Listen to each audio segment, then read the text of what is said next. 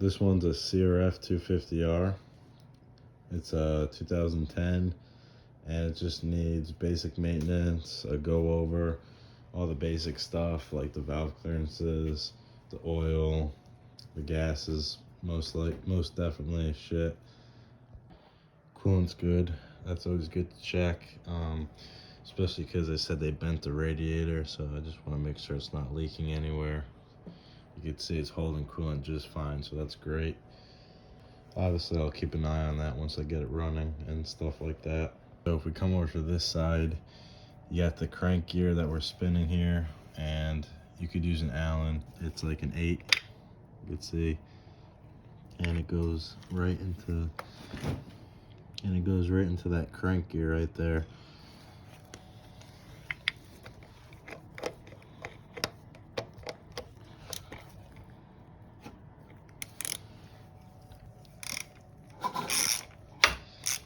This thing has a lot of compression for a 250, so that's always a great sign. And then I'm probably gonna check that spark plug in a little bit just to always be safe, be on the safe side. And then I'm gonna have to clean off that gasket. It looks like they used some gasket maker.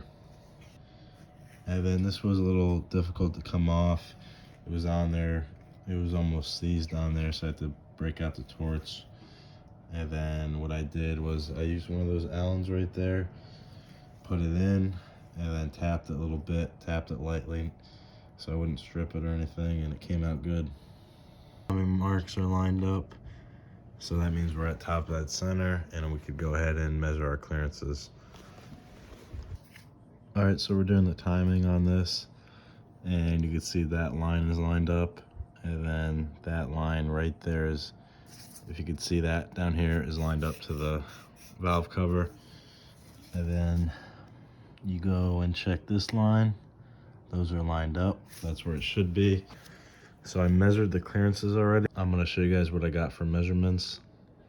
So here's in spec here, 0.12 to 0.15 for intake, and then here's in spec for exhaust. You got 0.28 to 0.31. And so the right one's good. You can see I got 12, that's where it should be. It's in spec. And then we go to the left one, it's actually 0.7. So that's off, that's out of spec. So that's too tight, and we're gonna have to change that.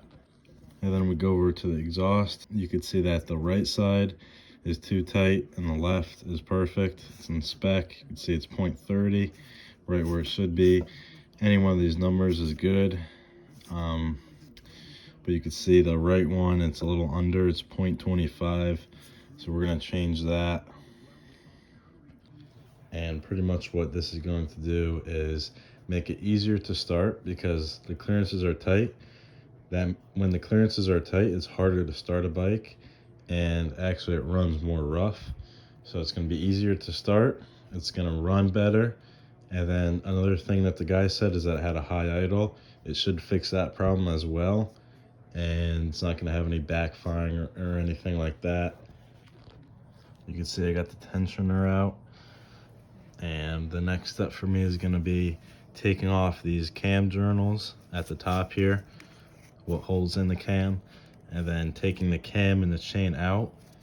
Anyways, once we come over to the intake side, we're going to have to remove the cam and get the buckets out from underneath it. Then after that, go ahead and figure out the shim size.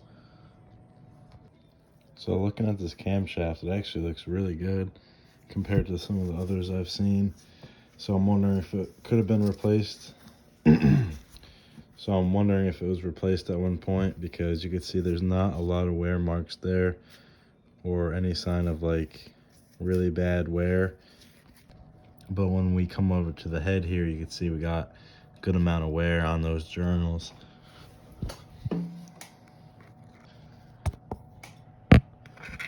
There's a good angle of it. You can see that scoring.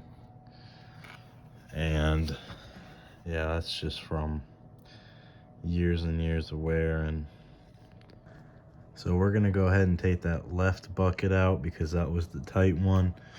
We're gonna go ahead and find out that formula to get us the proper shim, and then that will be good. Then we'll move on to the exhaust side and we'll get that done. So for those wondering what to do next, so we go ahead and we get this, what we measured. So when you have a tight clearance, what you want to do is measure inside and still find a thickness that will fit. So say it's even if it's out of spec, you still want to find that number, because we're going to need that to solve for the right shim.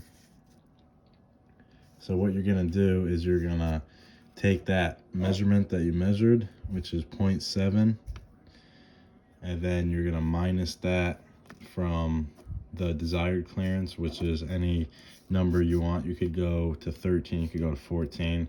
It's just anything between this range here. And then after that's done, after you get that, after you subtract the two numbers here, find the measurement of the old shim that was in there, and then you add that to that final number that you got between subtracting these two. So for example, you would do, say, 0.14 or 0.13 minus 0.76, or 0.10. So I measured that, that's the old shim, and I got 1.86. So that's the thickness of that shim. And then what we have here is the measured clearance when it was tight, and then the in spec range. So then we're going to subtract the two, see what we get, and add that to this, and that will give us the final shim. So because this left side is too tight, now that we have the number between subtracting these two, we're actually going to subtract it. So if the clearances were too loose, we'd actually have to add it to get a bigger shim. But what we have to do now is subtract it so we get a smaller shim, because what we want is a smaller shim size. If we put a bigger one in there, it would just get more tight, and we don't want that. We want it to be in spec, not loose, but we want it to be somewhat able to get in there. So this is the number that we got. So what we're going to do here, just to help us out, because there's no shim that you could go this precise, so we're going to round up here and round it to just 3 and keep it at 1.83. So think of it like this: we're going from this size shim, 186, so we're going from 1.86 size shim down to a 1.83 size shim. But with these shims that I have here, you're never gonna get a shim to be 1.83. The only options that you have are 1.85 or 1.80. So the only thing that we could do is go down to 1.80, because if we went to 1.85, that would not help our problem here. We have to, it wouldn't be enough, is what I'm trying to say. So here are the shims. You can see we don't have anything between 1.80 and 1.85. So what we're going to do is just grab the 1.80 and put that in there. All right, so the intake is now good, and we're going to go ahead and move to the right exhaust. All right, so the old shim size is 0.243, and we're only taking off 0.04. But you can see I had to subtract. This is the number that I measured, and these, so this is my measurement, and this is the in spec range, and I chose the number 29. You could do any number in between this, 28, 31. You can see we got 2.39 as our final answer, and we're going to go down to actually 2.35. You can see, and we're going to do that because we want to make the shim more loose. Now if you wanted to make it more tight, you would go to 240 if it was that minor, but usually you jump to 245. So the reason I'm not going to do a 240 shim is because of two reasons. One, the old shim was a 240. You could see the lettering on that, or you could see the numbering on that. And then because it's not going to change anything, it's still going to be tight. So we want to round down to 235, and that's going to make our clearances in spec and more loose, which is what we want. So you can see we got the marks lined up, timings lined up. So the timing's all set. The next step is just to put those journals on, torque them down, and then recheck those clearances, make sure it's in spec. So you can see that's 0.13 and that's sliding in and out pretty good. What we have is 0.15. This is the max. So we're gonna go ahead and slide that in. And as you can see, that's too tight. So that means it's in range. So the intake side is fixed, that's in spec. Now let's move on to the exhaust and make sure that's perfect. That's 0.28 and that feels perfect, absolutely perfect.